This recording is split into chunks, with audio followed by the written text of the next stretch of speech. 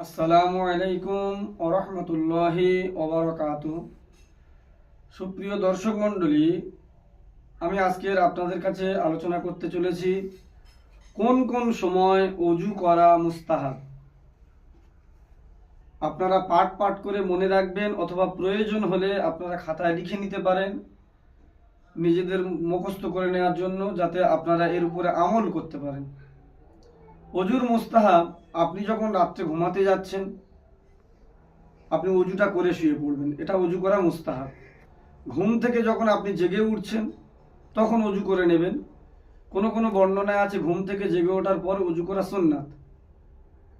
আপনি যখন মিথ্যা কথা বলে ফেলেছেন, মনে রাখবেন মিথ্যা কথা বলা কিন্তু হারাম। কোনো কারণে আপনি মিথ্যা বলে ফেলেছেন, তারপরে ওযু করে নেওয়া মুস্তাহাব। গীবত করে ফেলেছেন, খেয়াল রাখবেন গীবত করাও কিন্তু হারাম। যদি কোনো কারণে আপনার দ্বারা গীবত হয়ে যায়, তারপরে পরেই আপনি ওযু করে নেবেন, এই ওযুটা করা মুস্তাহাব। আপনি যখন জরুরত সেরে টয়লেট থেকে আপনি বেরিয়ে এলেন তখন ওযু করে নেবেন, এই ওযুটা করা মুস্তাহাব। আপনি যখন ঘর থেকে বেরিয়ে অন্য কোথাও যাচ্ছেন, বাজার করতে বা আপনার প্রয়োজনীয় অন্য কোনো কাজকামে যাচ্ছেন, তখন ওযু করে ঘর থেকে বার হওয়া মুস্তাহাব। ইলমে দিন যখন আপনি শিক্ষা করছেন, মনে করেন কোনো এক জায়গায় মিলাদ হচ্ছে, আপনি মিলাদটা শুনতে গেলেন, বা কোনো এক জায়গায় তালিম হচ্ছে, আপনি তালিমটা শুনতে গেলেন। এই যে শুনতে যাচ্ছেন, আপনি যে ইলম শিক্ষা করতে যাচ্ছেন, আপনার জন্য ওযু করাটা মুস্তাহাব।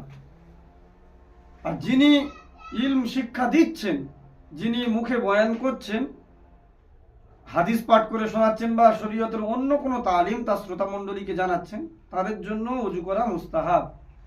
সাফা মারওয়া যখন সাই করা হয়, তার জন্য ওযু করা মুস্তাহাব।